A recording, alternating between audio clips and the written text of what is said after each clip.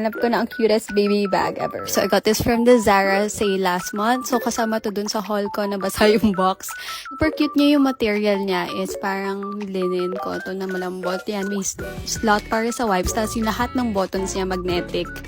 And, ayan, may kasama na siyang toiletry pouch and changing mat. Yung changing mat ang lambot, guys. Material niya parang plastic na madali lang siyang punasan. So, pag may spillage or may kailangan linisin, madali lang. Toiletry pouch, super perfect siya para lagyan ng mga nappies and yung mga gamit ni baby. Ang cute ng design niya. And ganun din, waterproof din yung material sa loob. May stars pa. Same material lang siya dito sa bag itself. So, madali lang siya linisin. And ang roomy pa niya. And madali siyang i-zipper. So, parang meron siyang hook strap sa both sides. Pwede mo siyang isabit sa stroller so you don't have to carry it with you all the time. I got this online, guys, so di ko sure if this is available locally, but you can just go to your nearest Zara store to check. But I love this. This is so cute. Yay!